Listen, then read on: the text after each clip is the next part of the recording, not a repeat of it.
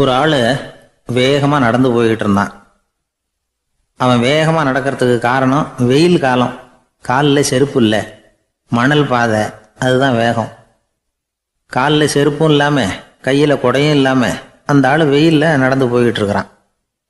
அந்த சமயத்தில் இன்னொருத்தன் குதிரை மேலே ஏறி அந்த வழியாக வந்துக்கிட்டு இருக்கிறான். அவன் காலில் செருப்பும் இருந்தது, கையில் குடையும் இருந்தது. நடந்து போய்கிட்டு இருந்தவன் அந்த குதிரை ஆசாமியை பார்த்து கேட்டான், ஐயா, நீங்களும் குதிரை மேலே உட்காந்துக்கிட்டு போய்கிட்டு இருக்கிறீங்க, அப்படி இருக்கிறப்போ உங்களுக்கு அந்த செருப்பு என்னத்துக்கு? அதை எனக்கு கொடுத்து உதவலாமே அப்படின்னா. குதிரை மேலே உட்காந்துருந்தவன் யோசனை பண்ணி பார்த்தான். இவன் சொல்கிறது நியாயம்தானே அப்படின்னு சொல்லி தன்னுடைய செருப்பை கழட்டி அந்த வழிப்போக்கனுக்கு கொடுத்துட்டான். ரொம்ப நல்லதுங்க அப்படின்னு சொல்லி இவன் அதை வாங்கி காலில் மாட்டிக்கிட்டான். அதுக்கப்புறம் மறுபடியும் இவன் ஆரம்பித்தான், ஐயா, நீங்கள் குதிரையில் போகிறதுனால போக வேண்டிய இடத்துக்கு வேகமாக போய் சேர்ந்துருவீங்க, அதனால் உங்கள் கையில் அந்த குடை என்னத்துக்கு? நான் நடந்து போயிட்டுருக்கிறவன் ரொம்ப நேரம் நடக்க வேண்டியிருக்கும் இந்த வெயிலில், அதனால் அந்த குடையையும் எனக்கு கொடுங்களேன் அப்படின்னா. குதிரை வீரன் யோசனை பண்ணி பார்த்தான், இதுவும் நியாயம்தானே அப்படின்னு அவனுக்கு தோணுச்சு.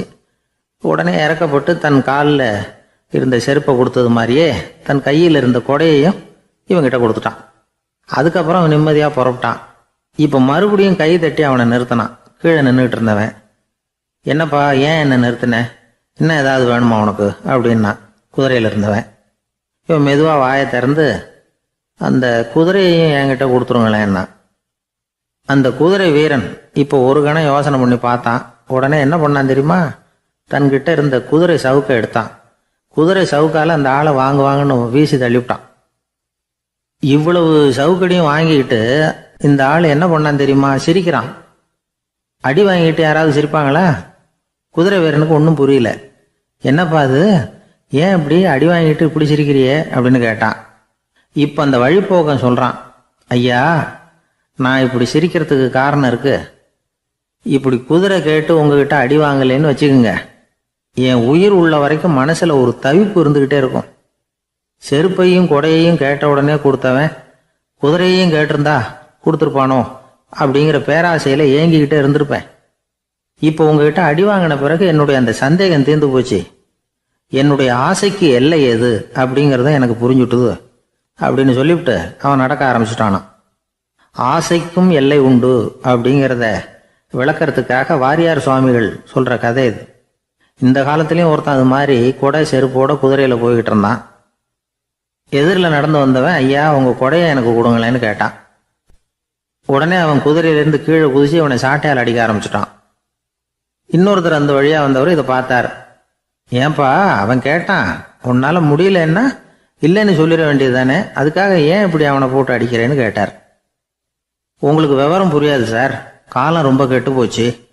கேட்டதை கொடுத்தேன்னு வச்சுக்கோங்க, இந்த குதிரையே என்னோடது, அவன் திருடிக்கிட்டு போகிறான் அப்படின்னு என் பேரில் புகார் கொடுக்க ஆரம்பிச்சிருவான் சார் அப்படின்னா. அது எப்படி அவ்வளோ உறுதியாக சொல்கிறேன்னு கேட்டார் அவர். ஏற்கனவே அது மாதிரி ஒருத்தன் பேரில் புகார் கொடுத்துட்டு தான் இந்த குதிரையை நான் தள்ளிட்டு வந்துக்கிட்டு இருக்கிறேன் அப்படின்னார். ஒரு ஊரில் ஒரு கோயில் இருந்தது, ரொம்ப பழைய கோயில். உள்ளே போகிறதுக்கே பயமாக இருக்கும், எந்த நேரத்தில் இடிஞ்சு விழுந்துருமோ அப்படிங்கிற பயம். அப்படி இருந்ததுனால யாரும் துணிஞ்சு சாமி கும்பிடுறதுக்கு அங்கே போகிறதில்ல. கோயிலுக்கு வர்ற கூட்டம் கொஞ்சம் கொஞ்சமாக குறைய ஆரம்பிச்சுட்டுது. கோயில் நிர்வாகிகள் எல்லாரும் கூடி உட்காந்து பேசினாங்க. என்ன பண்ணலாம்னு யோசனை பண்ணாங்க. எந்த இடம் மோசமாக இருக்கோ அந்த இடத்த பழுது பார்த்தாங்க. அங்கே எங்கே வர்ணத்தை பூசி கொஞ்சம் அழகுபடுத்தி பார்த்தாங்க. ஏதோ இந்த ஊரில் கோயில்னு ஒன்று இருக்குது, அது மக்களுக்கு தெரியணும் அப்படிங்கிறதுக்காகத்தான் இப்படிலாம் பண்ணாங்க. இருந்தாலும் கோவில் இருக்கிற நிலைமை மக்களுக்கு தெரியும், அதனால் அங்கே வர்றது குறைச்சிக்கிட்டாங்க அவங்க. ஒரு கட்டத்தில் யாருமே வர்றதில்லை, நிலைமை அந்த அளவுக்கு ஆயிட்டுது. மறுபடியும் கோவில் நிர்வாகிகள் கூட்டம் நடந்தது. இந்த கூட்டம் கூட கோயிலுக்கு உள்ளே நடக்கலை, இடிஞ்சு விழுந்துருமோங்கிற பயம். அதனால் வெளியில் தான் உட்காந்து கூட்டத்தை நடத்தினாங்க. ஏன்னா உள்ளே போகிறதுக்கு அவங்களுக்கும் துணிச்சல் கிடையாது, எந்த நேரமும் விழுந்துரும் போல் இருந்தது அது. அது வழியாக போகிறவங்க கூட வேகமாக அந்த இடத்த கடந்து போக ஆரம்பிச்சிட்டாங்க. கோவில் நிர்வாகிகள் வெளியில் உட்காந்து கூட்டம் போட்டாங்க இல்லையா, அந்த கூட்டத்தில் 4 தீர்மானங்களை நிறைவேற்றினாங்க. அது என்ன 4 தீர்மானம்னா, முதல் தீர்மானம், இந்த கோவிலை இடிப்பது அப்படிங்கிற முடிவை இந்த கமிட்டி மிகவும் வருத்தத்துடன் ஏற்றுக்கொள்ளுகிறது அப்படின்னு நிறைவேற்றினாங்க. இதுக்கு பதிலாக இன்னொரு கோவிலை உடனடியாக கட்டி முடிச்சுடணுங்கிறது 2வது தீர்மானம். 3வது தீர்மானம் என்ன தெரியுமா? பழைய கோவிலின் கதவுகள், அதிலிருந்து பிரித்து எடுக்கிற செங்கல், இதையே புது கோவில் கட்டுவதற்கு பயன்படுத்தி கொள்ள வேண்டியது. பழைய கோவில் இருந்த மாதிரியே அதே வடிவத்தில் புது கோவிலையும் கட்ட வேண்டியது. பழைய கோவிலின் அஸ்திவாரத்தை அப்படியே வச்சுக்கிட்டு அதுக்கு மேலே நாம் கோயிலை கட்டிக்க வேண்டியது. இதுதான் 3வது தீர்மானம். இதையும் கமிட்டி முழு மனசோட ஏற்றுக்கிட்டது. இது வரைக்கும் சரி. இப்போ அந்த கமிட்டி 4வதாக ஒரு முக்கியமான தீர்மானத்தை கொண்டுகிட்டு வந்து அதையும் ஏகமனதாக நிறைவேற்றி விட்டது. அது என்ன தீர்மானம்னா, புதிய கோவில் கட்டி முடிக்கிற வரைக்கும் பழைய கோவிலை இடிக்கிறதில்லை அப்படிங்கிற தீர்மானம். எப்படி இருக்குது பாருங்க இது. பழசை இடிக்காத வரையில் அதே இடத்துல புதுசாக எப்படி கட்ட முடியும்? பல விஷயங்களில் நாம் நடந்துக்கிற முறையும் இப்படி தான் இருக்குதான். வாழ்க்கையில் முன்னேறணும்னு ஆசைப்படுவோம். அதே நேரத்தில் அந்த முன்னேற்றத்துக்கு எது தடையாக இருக்கோ அதை விட்டு விடுறதுக்கும் மனசு வராது. வெளிநாட்டில் ஒரு பெரிய விருந்து நடந்துக்கிட்டு இருந்துதான். எல்லாரும் மது கோப்பையும் கையுமா அலைஞ்சிக்கிட்டு இருக்கிறாங்க. ஒருத்தர் மட்டும் கையில் எதுவும் இல்லாமல் ரொம்ப நல்ல பிள்ளையா சாதுவா ஒரு ஓரமாக தனியாக உட்காந்துருக்கிறார். அவர்கிட்ட நெருங்கி வாங்க மது சாப்பிடலாம் அப்படின்னு கூப்பிட்டாங்களாம். என்னை வற்புறுத்தாதீங்க, நான் என் மனசுக்குள்ள உறுதியாக தீர்மானம் பண்ணிவிட்டேன் அப்படின்னாராம். என்ன தீர்மானம் பண்ணியிருக்கீங்க அப்படின்னு கேட்டிருக்காங்க. ஏற்கனவே முழு போதையில் இருக்கும் பொழுது மறுபடியும் மது கோப்பையை தொடரதில்லை அப்படின்னு தீர்மானம் பண்ணியிருக்கேன் அப்படின்னாராம். பக்தின்னு சொல்கிறோம் இல்லையா, அது 3 வகைப்படும் அப்படிங்கிறார் ஒரு பெரியவர். அது என்ன 3 வகைன்னா, தெய்வ பக்தி, அடியார்கள் பக்தி, குரு பக்தி. அடியார் பக்தியை விட தெய்வ பக்தியை விட குரு பக்தி தான் ரொம்பவும் சிறந்ததுங்கிறார் அவர். தெய்வத்துக்கிட்ட செஞ்ச பாவம் குருநாதர்கிட்ட தீர்ந்துருமா, குருநாதர்கிட்ட செஞ்ச பாவம் தெய்வத்துக்கிட்ட போனாலும் தீராதான். இப்படி பெரியவங்களாம் சொல்லி வச்சிருக்கிறாங்க. ஒரு காடு, அங்கே அயோத தௌமியர் அப்படின்னு ஒரு தபோதனர். அவர் பல மாணவர்களை ஒன்றா சேர்த்து ஒரு குருகுலம் நடத்திக்கிட்டு இருக்கிறார். பல தரப்பட்டவங்க பல திறப்பட்டவங்க மாணவர்கள் அதில் சேர்ந்து படிச்சுக்கிட்டு இருக்கிறாங்க. பாஞ்சால ராஜகுமாரன் ஒருத்தனும் அந்த குருகுலத்தில் சேர்ந்து படிச்சுக்கிட்டு இருக்கிறான். அவன் பேர் ஆருணி. பெரிய இடத்து புள்ள, இருந்தாலும் படுப்பில் ரொம்ப கெட்டிக்காரனாக இருந்தான். அவன் தான் அங்கே முதல் மாணவன். ஒரு நாள் குருநாதர் அந்த அரசகுமாரனை கூப்பிட்டார். நம்ம குருகுலத்துக்கு சொந்தமான வயலில் தண்ணீர் பெருகி வெள்ளம் பயிரை அழிக்குதான். அதனால் நீ போய் மடையை அடைச்சிட்டு வந்துடும் அப்படின்னார். அந்த அரசகுமாரன் உடனே புறப்பட்டான். குருநாதர் சொல்லிட்டார்ல, உடனே புறப்பட்டான். நான் பெரிய இடத்து பிள்ளையாச்சே, ராஜகுமாரனாச்சே, ரொம்ப செல்வாக்கூட வளர்ந்தவனாச்சே, நான் போய் வயலில் இறங்கி வேலை செய்கிறதா அப்படின்னுலாம் அவன் நினைக்கல. குருநாதர் கட்டளையை நிறைவேற்ற வேண்டியது நம்ம கடமை அப்படின்னு நினச்சான். உடனே ஒரு மண்வெட்டியை தூக்கி தோளில் வச்சுக்கிட்டு புறப்பட்டு போயிட்டான். வயலுக்கு போனான். பார்த்தான், தண்ணி கரையை உடச்சிக்கிட்டு வயலுக்குள்ளே ஏகமாக பாஞ்சிக்கிட்டு இருக்குது. இவன் மண்வெட்டியால் களிமண்ணை புல்லோடு சேர்த்து புல் பத்த மாதிரி வெட்டி வெட்டி போட்டான். இருந்தாலும் மடையை அடைக்க முடியல. தண்ணி அதை மீறி வந்துக்கிட்டே இருக்குது. தண்ணி வேகமாக வயலுக்குள்ளே போய்கிட்டே இருக்குது. போடுற பத்தையெல்லாம் கரைஞ்சி கரைஞ்சி போயிட்டுருக்கு. இருந்தாலும் இவன் தன்னுடைய முயற்சியை கைவிடலை. வெட்டி வெட்டி போட்டுக்கிட்டே இருக்கிறான். காலையில் அங்கே போனவன் சாயந்தரம் வரைக்கும் இப்படி செஞ்சுக்கிட்டு இருக்கிறான். உடம்பும் மனசும் ரொம்பவும் சோர்ந்து போச்சு. இருந்தாலும் குருநாதர் இட்ட கட்டளையை நிறைவேற்றாமல் இருக்கிறோமேங்கிற ஒரு குறை அவனுக்கு இருக்குது. குரு கட்டளையை நிறைவேற்றாத நான் இன்னமும் இருக்கணுமா அப்படின்னு யோசனை பண்ண ஆரம்பிச்சிட்டான். என்ன செய்யலாம்னு பார்த்தான். நம்ம குருநாதர் இட்ட பணிக்காக இந்த உடம்பையே தியாகம் பண்ணலாம் அப்படின்னு முடிவு பண்ணான். தண்ணி பாயுதில் அதுக்கு குறுக்க விழுந்து அப்படியே மடையை அடைச்சிக்கிட்டு அப்படியே படுத்துட்டான். இது மற்றவங்களுக்கு தெரியாது. அன்னைக்கு ராத்திரி ஒரு விளக்கு முன்னாடி உட்காந்து குருநாதர் பிள்ளைங்களுக்கு பாடம் சொல்லி கொடுத்துக்கிட்டு இருக்கிறார். வரிசையில் இருக்கக்கூடிய ராஜகுமாரனை காணலை. நம்ம ஆருணி எங்கே போனா அப்படின்னு சொல்லி மற்ற மாணவர்களை விசாரித்தார். இப்போ அவங்க சொன்னாங்க, சுவாமி அவன் காலையில் வயலுக்கு மடையை அடைக்கிறதுக்காக போனான், நீங்கள் தான் போக சொன்னீங்க, இன்னும் திரும்பி வரல அப்படின்னு அவர் பையன். குருநாதர் உடனே ஒரு தீவெட்டி எடுத்துக்கிட்டு மாணவர்களை அழைச்சிக்கிட்டு வயலுக்கு போனார். அங்கே போய் பார்த்தா ஆளை காணும். ஆருணி ஆருணின்னு சொல்லி சத்தம் போட்டு கூப்பிட்டு பார்க்குறார். நான் இங்கே இருக்கேன் குருநாதா அப்படின்னு காலுக்கு அடியிலேருந்து ஒரு சத்தம் வருது. குனிஞ்சு பார்த்தா அவன் மடையில் படுத்துருக்கிறான். என்னப்பா இதுன்னார். காலையிலேருந்து இந்த மடையை அடைச்சி பார்த்தேன் சுவாமி, முடியல, அதனால் இப்படி குறுக்க படுத்துட்டேன். என்னை தாண்டறதுக்கு பயந்து போய் தண்ணியே தேங்கி நின்றுட்டுது அப்படின்னா. அவனுடைய குரு பக்தியையும் அவனை தாண்டறதுக்கு அஞ்சு நிற்கிற தண்ணி தேக்கத்தையும் பார்த்துட்டு எல்லாரும் ரொம்ப ஆச்சரியப்பட்டு போயிட்டாங்களாம். ஆறுனே எழுந்திரிச்சு வா அப்படின்னு கூப்பிட்டாரான் குருநாதர். அவன் தண்ணீரை பொழந்துக்கிட்டு எழுந்திரிச்சு வந்தானான். அதனால அவனுக்கு உத்தாலகன் அப்படின்னு ஒரு பேர். உத்தாலகன்னா தண்ணீரை பிளந்தவன் அர்த்தம். அந்த உத்தாலகன் மாதிரி இந்த காலத்து மாணவர்களுக்கும் குரு பக்தி வேணும் அப்படின்னு சொன்னோம் ஒரு பள்ளிக்கூடத்தில். உடனே நிறைய மாணவர்கள் எழுந்திரிச்சு நின்னாங்க. சார், நீங்கள் எங்களை இன்னமும் சரியாக புரிஞ்சுக்கலன்னு நினைக்கிறோம். அன்னைக்காவது ஒருத்தன் அப்படி இருந்தான், இன்னைக்கு ஏகப்பட்ட உத்தாலகர்கள் இருக்கிறோம். எங்கள் வாத்தியார் கட்டளை இட்டா இப்போவே அது மாதிரி வயலுக்கு போய் மடையில் குறுக்கப்படுத்துக்கிறதுக்கு இந்த வகுப்பில் உள்ள அத்தனை பேரும் தயாராக இருக்கிறோம் அப்படின்னாங்க. அப்படியா அப்படின்னு சொல்லி கேட்டோம் ரொம்ப சந்தோஷமாக. ஒருத்தன் ரொம்ப அடக்கமாக எழுந்திரிச்சான். அப்புறம் சொன்னான், ஆமாம் சார், வகுப்பில் இவர் நடத்துகிற பாடத்தை கேட்டுக்கிட்டு இருக்கிறத விட பேசாமல் போய் மடையில் படுத்துடுறது ஒன்றும் கஷ்டமான காரியமாக இருக்காது. அதனால தான் எல்லாரும் அங்கே போகிறேன்னு சொல்கிறோம் அப்படிங்கிறான். இந்த உலகத்தில் நாம் நல்லபடியாக இருக்கணும்னா அதுக்கு முக்கியமாக தேவைப்படுறது ரெண்டு. ஒன்று செல்வம், இன்னொன்று அறிவு. சரி, இது ரெண்டில் சிறந்தது எது அப்படின்னு ஒரு கேள்வி கேட்டால் என்ன பதில் சொல்கிறது? இதே கேள்வியை ஹஸ்ரத் அலி அவர்கள்கிட்ட கேட்டாங்களாம். அவர் ஒரு பெரிய அறிஞர். கேள்வி கேட்டவங்களும் சாதாரண ஆட்கள் இல்லை, இவங்களும் அறிஞர்கள். ஒரு நாள் ஹஸ்ரத் அலி அவர்கள்கிட்ட 10 அறிஞர்கள் வந்தாங்களாம். ஐயா, நாங்கள் 10 பேரும் உங்ககிட்ட ஒரே கேள்வியை தான் கேட்க வந்திருக்கிறோம். ஆனால் எங்கள் 10 பேருக்கும் நீங்கள் தனித்தனியாக பதில் சொல்ல முடியுமா அப்படின்னு கேட்டிருக்காங்க. அதாவது அவங்க ஒரே கேள்விக்கு இவர்கிட்ட இருந்து 10 விதமான பதில் எதிர்பார்க்குறாங்க. சரி கேளுங்க, என்ன கேள்வி அப்படின்னார் அவர். அப்போ தான் அவங்க கேட்டாங்களாம், செல்வம் அறிவு இது ரெண்டில் சிறந்தது எது?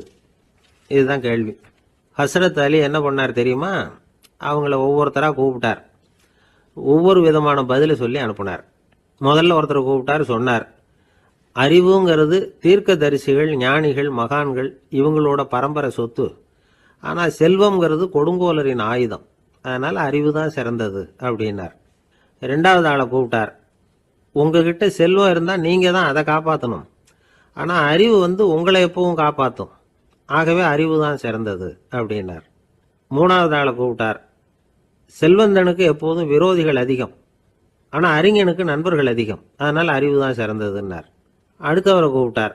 செல்வம் அடுத்தவங்களுக்கு கொடுக்க கொடுக்க குறையும், ஆனால் கல்விங்கிறது அதிகரிச்சுக்கிட்டே வரும், கொடுக்கறதுனால குறையாது. அதனால் அறிவு தான் சிறந்ததுன்னார். இன்னொருத்தரை கூப்பிட்டார். அறிவுள்ளவன் எப்பவும் அதை அடுத்தவங்களுக்கு வாரி வழங்கிக்கிட்டே இருப்பான்.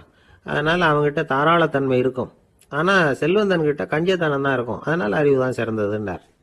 ஆறாவது நபரை கூப்பிட்டார். செல்வத்தை கள்வர்கள் திருடிட்டு போக முடியும், ஆனால் அறிவை அப்படி திருடிட்டு போக முடியாது அப்படின்னார். ஏழாவது நபரை கூப்பிட்டார். செல்வம் கால ஓட்டத்தில் அழிஞ்சிரும், ஆனால் அறிவை கால ஓட்டம் ஒன்றும் பண்ண முடியாது. ஆகவே அறிவே சிறந்ததுன்னார். எட்டாவது ஆளை கூப்பிட்டு சொன்னார், செல்வத்துக்கு எப்பவும் எல்லை உண்டு, நிறை உண்டு, அளவு உண்டு, கணக்கு உண்டு. ஆனால் அறிவுக்கு அப்படிப்பட்ட எல்லை எதுவும் கிடையாது. அதனால் அதுதான் சிறந்ததுன்னார். அடுத்தவனை கூப்பிட்டார். செல்வம் உள்ளத்தில் உள்ள ஒளியை போக்கிவிடும், இருட்டை உண்டாக்கிவிடும், விரிந்த மனப்பான்மையை குறுகலாக்கிவிடும். ஆனால் அறிவு அப்படி இல்லை, இருண்ட உள்ளத்தில் ஒளியை பாய்ச்சி அதை விசாலப்படுத்துது. அதுதான் சிறந்ததுன்னார். கடைசியாக 10வது நபரை கூப்பிட்டார். செல்வம் மனசில் செருக்கை உண்டாக்குது, ஆணவத்தை ஏற்படுத்துது. அதனால் நானே கடவுள்னு நினைக்கிற அளவுக்கு மனுஷனை தாழ்த்தி விடுது. ஆனால் அறிவு பணிவையும் பண்பாட்டையும் வளர்க்குது. அதனால் அறிவு தான் சிறந்ததுன்னார். ஆக இப்படி 10 பேருக்கும் 10 விதமாக பதில் சொன்னது மூலமாக ஹஸ்ரத் அலி அவர்கள் அறிவு தான் செல்வத்தை விட சிறந்தது அப்படிங்கிறதுக்கு 10 காரணங்களை சுட்டி காட்டியிருக்கார். அந்த அறிஞர் 10 பேர் கேட்ட ஒரே கேள்விக்கு 10 பதில் சொன்னார். நமக்கு வேண்டிய ஒருத்தர் 10 பேர் கேட்ட கேள்விக்கு ஒரே பதில் சொல்லி சமாளித்தார். கேள்வி என்ன தெரியுமா? என்கிட்ட வாங்கின கடனை எப்போயா திருப்பி கொடுக்க போகிறேன்? இதுதான் அந்த 10 பேரும் கேட்ட ஒரே கேள்வி. இந்த மாதம் 26ஆம் தேதி தந்துடுறேன் அப்படிங்கிற ஒரே பதில் சொல்லி அவ்வளவு பேரையும் இவர் அனுப்பி வச்சுட்டாராம். எல்லாரும் போனதுக்கு அப்புறம் இவரை தனியாக கூப்பிட்டு கேட்டிருக்கிறாங்க. அது என்ன சார் கணக்கு, 26ஆம் தேதி அன்னைக்கு என்ன அதிசயம் நடக்க போகுது அப்படின்னு கேட்டிருக்காங்க. அதிசயம் அன்னைக்கு இல்லை, அதுக்கு முத நாளே நடக்க போகுதுன்னாராம். விவரமாக சொல்லுங்கன்னு இருக்காங்க. வேற ஒன்றும் இல்லைங்க, 26ஆம் தேதி தானே எல்லாரையும் வர சொல்லியிருக்கிறேன், அதுக்கு முத நாளே நான் புறப்பட்டு தலைமறைவாயிட போகிறேன் அப்படின்னாராம் ரொம்ப பெருமையாக. ஒரு ராஜா இருந்தார். நாடு பூராவும் நிறைய மரங்களை நட்டு வளர்க்கணுங்கிறது அவரோட ஆசை. தானே அதுக்கு முன்மாதிரியா இருக்கணும்னு நினைச்சார். அரண்மனையை சுத்தி மரங்களை நட்டு வளர்த்தார். இதை பார்த்துட்டு ஜனங்களும் அவங்கவுங்க வீட்டை சுத்தி மரக்கன்றுகளை நட்டு வளர்த்தாங்க. கொஞ்ச காலத்துல ஊரு பூரா பசுமையா மாறிச்சு. எல்லாருக்கும் சந்தோஷமா இருந்தது. இது ஒரு பக்கம் இருக்கட்டும். இப்ப நான் சொல்ல போற கதை வேற. அதாவது அந்த ராஜா ஒரு நாள் தன்னுடைய அரண்மனையை சுத்தி இருக்கிற விதவிதமான மரங்களை எல்லாம் போய் பார்த்தார். எப்படி இருக்கிறீங்க அப்படின்னு ஒவ்வொரு மரத்துக்கிட்டையும் விசாரிச்சாராம். எந்த மரமும் சந்தோஷமா இருக்கிறதா தெரியல. அதுக்கும் மனசுல ஒரு குறை. முதல்ல ஆலமரத்துக்கிட்ட போனார். அது சொல்லிச்சு, மண்ணா நான் நல்லா பெருசா வளர்ந்துருக்கிறேன், அடர்த்தியா இருக்கிறேன், கிளையெல்லாம் 4 பக்கமும் நல்லா படர்ந்து தான் இருக்குது. இருந்தாலும் எந்த பிரயோஜனமும் இருக்கிறதா தெரியல. எனக்கு என்னுடைய பழம்லாம் ரொம்ப சின்னதாக இருக்குது. என் கண்ணுக்கு சரியாக புறப்பட மாட்டேங்குது. நான் இருக்கிற சைஸுக்கு என்னுடைய கிளையில் இருக்கிற பழம்லாம் எவ்வளவு பெருசாக இருக்கணும். அது இத்தினூண்டு இருக்கிறது எனக்கு பெரிய அவமானமாக இருக்குது. இப்படி இங்கே நின்றுக்கிட்டு இருக்கிறதே ரொம்ப கூச்சமாக இருக்குது. ஒரு நல்ல புயல் வந்ததுன்னா பேசாமல் சாஞ்சு விடலாமான்னு பார்க்குறேன் அப்படின்னு புலம்புது ஆலமரம். சரி இருக்கட்டும்னு நினச்சிக்கிட்டு ராஜா அடுத்தபடியாக ஒரு அத்தி மரத்துக்கிட்ட போனார். அதுவும் புலம்ப ஆரம்பிச்சிட்டுது. நான் கூட பெரிய மரம் தான், இல்லை இலையெல்லாம் அழகாக தான் இருக்குது, பழம் அழகாக இருக்குது, இருந்தாலும் உள்ள விஷயம் இல்லையே. அத்தி பழத்தை புட்டு பார்த்தா அத்தனையும் சொத்த அப்படின்னு பழமொழியே உண்டாயிட்டுதே. இப்படி ஒரு கெட்ட பேரோட நான் இருக்கணுமா அப்படின்னு புலம்புது அது. சரி இது இருக்கட்டும் அப்படின்னு சொல்லி அடுத்தபடியாக வேப்ப மரத்துக்கிட்ட போனார். அது தன்னுடைய வேதனையை வெளியிட்டது. எனக்கு எவ்வளவோ மருத்துவ குணங்கள்லாம் இருக்கிறதா சொல்லிக்கிறாங்க, இருந்தாலும் என்ன பிரயோஜனம்? என்னுடைய பழத்தை மனிதர்கள் யாரும் விரும்பி சாப்பிட்றது இல்லையே அப்படின்னுது. ராஜா அடுத்தாப்புல இருந்து ஒரு பனை மரத்துக்கிட்ட போனார். நான் நல்லா உயரமாக தான் வளர்ந்துருக்கிறேன், மற்ற மரங்கள்லாம் என்னை அண்ணாந்து தான் பார்க்கணும், இருந்தாலும் என்கிட்ட நிழலுக்காக யாரும் ஒதுங்கிறது இல்லையே அப்படின்னுது. என்ன இது எல்லா மரமும் இப்படி திருப்தி இல்லாமல் இருந்துகிட்டு இருக்குதே அப்படின்னு நினச்சிக்கிட்டே ராஜா அடுத்தபடியாக அங்கே இருந்த ஒரு பைன் மரத்துக்கிட்ட போனார். அழகாக உயரமாக பசுமையாக தான் இருந்தது, ஆனால் பழமோ பூவோ கிடையாது. அதை நினச்சி அது வருத்தப்பட்டுக்கிட்டு இருக்குது. ஓக் மரம் அது ஒன்று நின்றுட்டு இருந்தது. அது என்ன சொல்லிச்சுன்னா, இலையுதிர் காலத்தில் என் மேலே இருக்கிற எல்லா இலைகளும் உதிர்ந்து போடுது, முடி கொட்டின மனிதர்கள் மாதிரி மொட்டையாக நான் நிற்க வேண்டி இருக்குது, என்ன வாழ்க்கை இது அப்படின்னு சொல்லி அழுத்துக்கிட்டது. சரி புளிய மரம் என்ன சொல்லுது பார்ப்போம்னு அதுகிட்ட போனால், என்னுடைய நிழலில் யாருமே தங்க மாட்டாங்க, உடம்புக்கு சூடுன்னு ஒதுங்கி போயிடுவாங்க, அடிமரத்தை பார்த்தீங்கன்னா பட்டையெல்லாம் உறிஞ்சி பார்க்கறதுக்கே கேவலமாக இருப்பேன் அப்படின்னுது அது. முருங்கை மரம் என்ன சொல்லிச்சு தெரியுமா, என்னுடைய இலை காயெல்லாம் சாப்பிட்றவங்களுக்கு சத்து கொடுக்கறது வாசம் தான், ஆனால் என் உடம்புல சத்தே கிடையாது, கொஞ்சம் வேகமாக காற்று அடிச்சதுன்னா முறிஞ்சி விழுந்துடுறேன், என்ன வாழ்க்கை இது அப்படின்னு சொல்லி அது வருத்தப்பட்டது. ராஜா யோசனை பண்ணார், என்ன இது மரங்கள் பூமியின் வரங்கள்னு சொல்கிறோம், மழை பெய்யறதுக்கு அதுதான் காரணம், பூமி செழிப்பாக இருக்கிறதுக்கும் அதுதான் காரணம், வீடு கட்டுறதுக்கு மரம், நாற்காலி செய்ய உபயோகப்படுத்துறதுக்கும் அதுதான் உபயோகப்படுது, மனுஷனுக்கு வேண்டிய ஆகாரங்களையும் கொடுக்குது, இப்படிலாம் இருந்தும் எல்லா மரமும் நிம்மதி இல்லாமல் இருந்துகிட்டு இருக்குதே அப்படின்னு நினைச்சார். அப்போ அங்கே இருந்த ஒரு மகிழ மரம் அவர் கண்ணில் பட்டுது. அந்த மரம் மட்டும் கொஞ்சம் நிம்மதியாக மகிழ்ச்சியாக இருக்கிறது மாதிரி தெரிஞ்சுது. உடனே ராஜா அதுகிட்ட போனார். உனக்கு மனசில் எதுவும் குறை இல்லையான்னு கேட்டார். இல்லை நான் சந்தோஷமாக தான் இருக்கேன்னு அந்த மகிழ மரம். அப்படியான்னு ஆச்சரியமாக கேட்டார் ராஜா. ஆமாம் மன்னா, இந்த இடத்துல நீங்கள் ஒரு முருங்கை மரத்தையோ வேப்ப மரத்தையோ கூட நட்டிருக்கலாம், ஆனால் இந்த இடத்துல நடுறதுக்கு என்ன தேர்ந்தெடுத்திருக்கிறீங்க, அதுவே எனக்கு பெருமை, அதுவே எனக்கு திருப்தி அப்படின்னு தான் மகிழ மரம். மகிழ மரம் சாதாரணமாக தான் இருக்கும், இளம் மஞ்சள் நிறத்தில் பூக்கள், அது காய்ந்தும் மனம் வீசும். மகிழ மரம் மாதிரி மன திருப்தியோடு வாழறதுக்கு நாம் கற்றுக்கணுமா. நாம் இந்த உலகத்தில் ஒரு நாயாவோ நரியாவோ கூட பிறந்திருக்கலாம், மனுஷனாக பிறந்திருக்கிறோம், அதுவே பெருமை தானே. இந்த நிறைவு தான் மகிழ்ச்சியின் ரகசியம். ஒரு பையன் அப்பா கிட்ட போய், அப்பா நீங்கள் இந்த உலகத்தில் ஒரு மனுஷனாக பிறந்தது என்னோட அதிர்ஷ்டம் நானா. ஏண்டா அப்படி சொல்கிறேன்னு இருக்கார் அப்பா. நீங்கள் ஒரு கரடியாக பிறந்திருந்தா இந்நேரம் நானும் ஒரு கரடி குட்டியாக தானே இருந்திருப்பேன் அப்படின்னு நானா பையன். ஒரு ஊரில் ஒரு ராஜா இருந்தார். அவர் ஒரு பூனை வளர்த்தார். ரொம்ப செல்லமாக அவர் அந்த பூனையை வளர்த்தார். அவர் என்ன பண்ணுவார் தெரியுமா, இரவு நேரத்தில் அந்த பூனையோட தலையில் ஒரு விளக்க வச்சிருவார். அந்த பூனை ரொம்ப ஜாக்கிரதையாக அந்த விளக்கு கீழே விழுந்துடாமல் பார்த்துக்கும். தலையை ஆட்டாமல் ரொம்ப நிதானமாக ராஜா பின்னாடி நடந்து போய்கிட்டே இருக்கும். அந்த விளக்கு வெளிச்சத்தில் எல்லா வேலைகளையும் செஞ்சிருவார். கையில் ஒரு விளக்கை தனியாக எடுத்துகிட்டு போக வேண்டிய அவசியமே இல்லை. விளக்கை தூக்கிட்டு போகிற வேலையை அந்த பூனை பார்த்துக்கும். அதனால் ராஜாவுக்கு அந்த பூனை மேலே ரொம்ப பிரியம். மந்திரிகளையெல்லாம் கூப்பிட்டு அவங்ககிட்ட சொல்லுவார், பார்த்தீங்களா இந்த பூனை எவ்வளவு விசுவாசமாக நடக்குது, என் பேரில் எவ்வளவு மரியாதை பார்த்தீங்களா அதுக்கு அப்படிம்பார். இதை கேட்டுவிட்டு அங்கிருந்த அமைச்சர்களில் ஒருத்தர் சொன்னார், மன்னா நீங்கள் சொல்கிறது சரிதான், இருந்தாலும் இந்த பூனையோட விசுவாசத்தை நாம் கொஞ்சம் சோதித்து பார்க்க வேண்டியிருக்கு அப்படின்னாராம். சரி, உங்கள் ஆசையை ஏன் கெடுக்கணும், நல்லா சோதிச்சு பாருங்க அப்படின்னு சொல்லிவிட்டார் ராஜா. உடனே அந்த அமைச்சர் என்ன பண்ணார் தெரியுமா? எங்கேயோ புறப்பட்டு போனார். ஒரு 5-6 எலிகளை பிடிச்சிட்டு வந்தார். அரண்மனையில் ராஜா ஏதோ வேலை பார்த்துக்கிட்டு இருக்கிறாரு. பக்கத்தில் அந்த பூனை ரொம்ப பணிவாக நின்றுக்கிட்டு இருக்குது. அது தலையில் விளக்கு எரிஞ்சிக்கிட்டு இருக்கு. அமைச்சர் தான் பிடிச்சிட்டு வந்த எலிகளை அந்த பூனை பார்வையில் படுறது மாதிரி எதிரில் விட்டார். அந்த எலிகள்லாம் அங்கேயும் இங்கேயும் ஓட ஆரம்பிச்சுது. அதை பார்த்தது பூனை, அவ்வளவுதான். தலையில் இருக்கிற விளக்கை பற்றியும் கவலைப்படலை, ராஜாவை பற்றியும் கவலைப்படல. ஒரே பாய்ச்சலாக பாஞ்சு எலிகளை துரத்த ஆரம்பிச்சுட்டுது. தலையில் இருந்த விளக்கு எங்கேயோ போய் விழுந்தது, அணைஞ்சு போச்சு. இருட்டில் ராஜா தடுமாற ஆரம்பிச்சுட்டார். இந்த சமயத்தில் அந்த அமைச்சர் மறுபடியும் விளக்கை ஏற்றினார். வெளிச்சம் வந்தது. அதுக்கப்புறம் அந்த அமைச்சர் பேசினார். அரசே, பூனையோட விசுவாசத்தை பார்த்தீங்களா? எலி அது கண்ணில் படுற வரைக்கும் தான் விசுவாசமாக இருந்தது. அது மாதிரி எலியை பார்த்ததும் எல்லாத்தையும் விட்டுட்டு அதை துரத்த ஆரம்பிச்சுட்டு பார்த்தீங்களா? தான் அந்த பூனையை பற்றி நினச்சது தப்புங்கிறது அதுக்கப்புறம் தான் அந்த ராஜாவுக்கு புரிஞ்சுதான். சரி, இப்போ எதுக்கு இந்த கதையெல்லாம் அப்படிங்கிறீங்களா? இந்த பூனை மாதிரி தான் நம்ம மனசும். மனசை எவ்வளவுதான் பயிற்சி கொடுத்து பக்குவமாக வச்சுருந்தாலும் பார்க்கறதுக்கு பரமசாது மாதிரி தான் இருக்கும். பார்க்க வேண்டியதை பார்த்துட்டுதுன்னா பாஞ்சிரும். இந்த பூனை மாதிரி புலன் இன்ப பொருள்கள் கிட்டாத வரைக்கும் மனம் அடங்கி இருக்கிறது மாதிரி தான் தெரியும். கொஞ்சம் வாய்ப்பு கிடைச்சாலும் அது குதிக்க ஆரம்பிச்சிடும், தப்பு பண்ண ஆரம்பிச்சிடும். பெரிய பெரிய முனிவர்கள் வாழ்க்கையில் நடந்த வீழ்ச்சி இதை தான் நிரூபிக்குது. புலன்களின் ஆற்றல் அதிகம். அதனால மனக்கட்டுப்பாடு பயிற்சிகளில் ரொம்ப எச்சரிக்கையாக இருக்கணுங்கிறார் சுவாமி சிவானந்தர். மது பழக்கத்தையே விட்டுவிட்டேன்னு உறுதியாக இருப்பான். கடை கண்ணில் பட்டுவிட்டதுன்னா கால் அவனை கேட்காமலே இழுத்துட்டு உள்ளே போயிடும். இதுதான் மனசுங்கிறது. அதுதான் அந்த ராஜா வளர்த்த பூனை. நம்மால் ஒருத்தன் அந்த ராஜா பூனை தலையில் விளக்க வச்சது மாதிரி இவன் தன்னுடைய தலையிலேயே ஒரு விளக்கை ஏற்றி வச்சுக்கிட்டு என்னத்தையோ தேட ஆரம்பித்தான். தேடிட்டு இருக்கிறான். தலையை ஆட்டாமல் நிதானமாக நடந்து ரொம்ப நேரமாக தேடிட்டு இருக்கிறான். அந்த சமயம் அங்கே வந்த ஒருத்தர் என்னத்தை தேடுறீங்கன்னு கேட்டார். அதுதான் மறந்து போச்சு அப்படின்னு இழுத்தான். சரி, கொஞ்சம் இப்படி உட்காருங்க, ஞாபகம் வந்ததும் தேட ஆரம்பிக்கலாம் அப்படின்னார் அவர். இவன் கொஞ்ச நேரம் உட்காந்து யோசிச்சான். அப்புறம் திடீர்னு எழுந்திரிச்சான். ஞாபகம் வந்துட்டுதுன்னா. என்னன்னு கேட்டார். எங்கள் வீட்டில் இருந்த விளக்கை எங்கே வச்சேன்னு தெரியல, அதை தான் தேடிட்டு இருக்கிறேன், ஏற்றி வைக்கலாம்னு பார்க்குறேன் அப்படின்னா. ஒரு விவசாயி விதைக்கிறதுக்காக வயல்வெளி பக்கம் போகிறார். விதைகளை அள்ளி வீசினார்.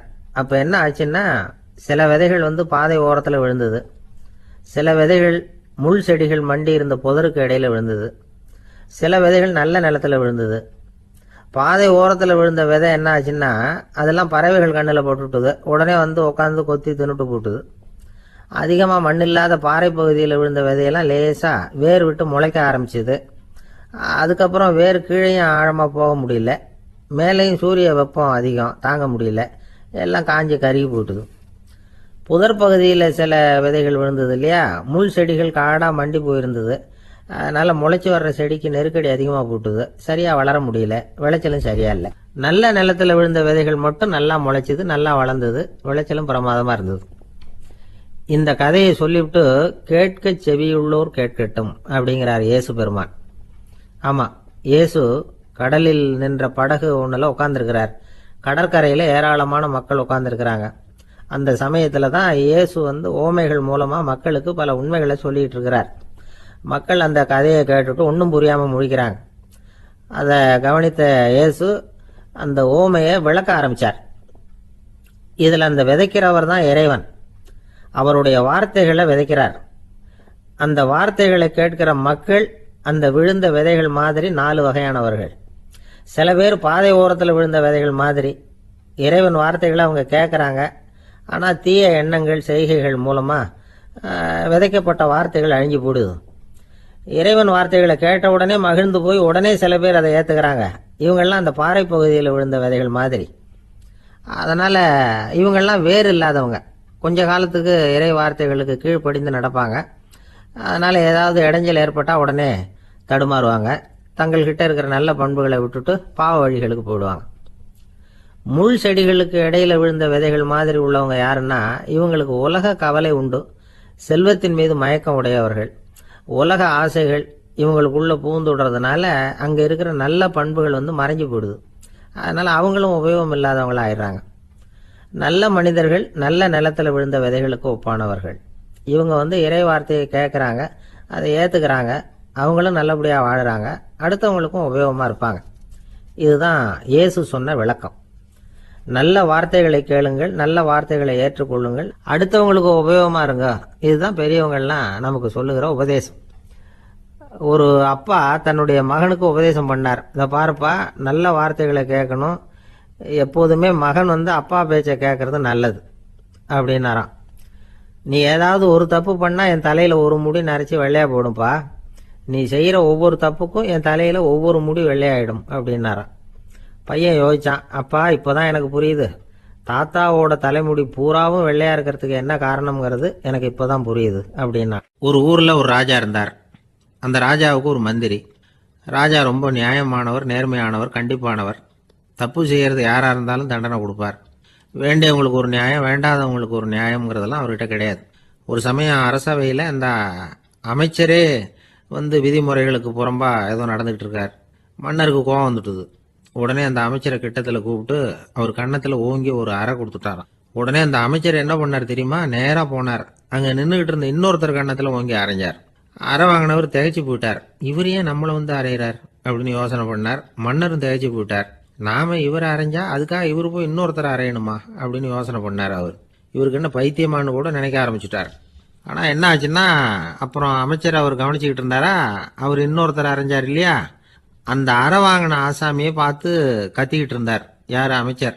ஏன்பா என்கிட்ட அறைய வாங்கிட்டு இப்படி விவரம் இல்லாமல் நின்றுட்டு இருக்கிறிய, நான் உனக்கு கொடுத்ததை நீ வேற யாருக்கிட்டையாவது கொடுத்துரு அப்படின்னார். உடனே அந்த ஆள் பார்த்தான், தனக்கு அடுத்தபடியாக நின்றுட்டு இருந்தவனை ஓங்கி ஒரு அறை அரைஞ்சான். அவன் கண்ணத்தை தடவிட்டே யோசனை பண்ணான்.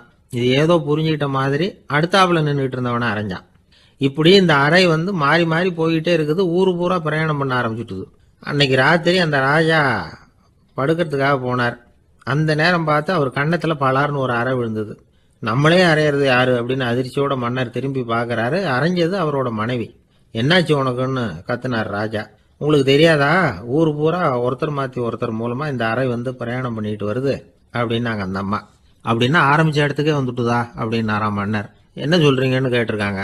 இவர் விவரத்தை சொன்னாராம். அப்படின்னா நீங்க ஆரம்பிச்சு வச்ச இந்த விளையாட்டை நான் முடிச்சு வச்சுட்டேன் அப்படின்னாங்களாம் அந்த அம்மா. மறுநாள் காலை மறுபடியும் அரசவை கூடிச்சு அந்த அமைச்சர் மன்னரை பார்த்து கேட்டார், என்ன மகாராஜா, என்கிட்ட கொடுத்ததை திருப்பி வாங்கிட்டீங்களா அப்படின்னாராம். இப்படி நடக்கும்னு நான் எதிர்பார்க்கவே இல்லைன்னார் மன்னர். ஆனால் நான் எதிர்பார்த்தேன். அது எங்கே போயிட போகுது, ஊர் பூரா சுற்றி கடைசியில் உங்ககிட்ட தான் சேரும் அப்படிங்கிறது எனக்கு தெரியும் அப்படின்னார் அமைச்சர். இந்த கதை வேடிக்கையாக இருந்தால் கூட இதில் உள்ள கருத்து முக்கியமானது. இந்த உலகத்தில் பல கருத்துக்கள் இப்படி தான் மாறி மாறி சுற்றி வந்துக்கிட்டே இருக்குது. நம்மளும் ஒருத்தன் தன்னுடைய நண்பன் ஒருத்தனை கடத்தெருவில் பார்த்தான். உடனே ஓடி போய் பலார்னு ஒரு அறை கொடுத்தானா. அவன் கண்ணத்தை தடவிட்டு ஏன்டா என்ன அரைஞ்சேன்னு கேட்டிருக்கான். நீ ஏன்டா என்ன முட்டாள்னு என் மனைவிட்ட போய் சொன்னேன் அப்படின்ட்டுருக்கான் அவன். உன்னை ஒரு முட்டாள்னு சொன்னதுக்காகவா நீ என்ன அரைஞ்ச அப்படின்னு கேட்டிருக்கான் இவன். டேய், நான் அதுக்காக அறையலப்பா, அது ஒரு பெரிய ரகசியம் நான் முட்டாளுங்கிறது. அந்த ரகசியத்தை நீ ஏன் எங்கள் வீட்டில் போய் சொன்னேன், அதுக்காக தான் அரைஞ்சேன் அப்படின்னு நான். துருக்மேனியாவில் அஷ்காபாத் அப்படின்னு ஒரு நகரத்தில் ஒரு புவியியல் விஞ்ஞானி இருந்தார். அவர் ஒரு நாய்க்குட்டி வளர்த்தார். ஒரு நாள் முன்னிரவு நேரம் ஒரு மேஜைக்கு முன்னாடி உட்காந்து அந்த விஞ்ஞானி ஏதோ கணக்கு போட்டுக்கிட்டு இருக்கிறார். அவருக்கு ஒரு சின்ன பெண் குழந்தை, அது தொட்டிலில் தூங்கிட்டு இருக்குது. அந்த நாய்க்குட்டியும் ஒரு மூலையில் படுத்து அது பாட்டுக்கு தூங்கிட்டு இருந்தது. ஒரே அமைதி. அந்த நேரத்தில் திடீர்னு அந்த நாய்க்குட்டி துள்ளி எழுந்திரிச்சது. நேராக குழந்தைகிட்ட ஓடிச்சு. அந்த குழந்தைய அது போட்டிருந்த ட்ரெஸ்ஸோடு சேர்த்து கவ்வி தூக்குச்சு. தூக்கிக்கிட்டு வாசல் பக்கம் ஓடிச்சு.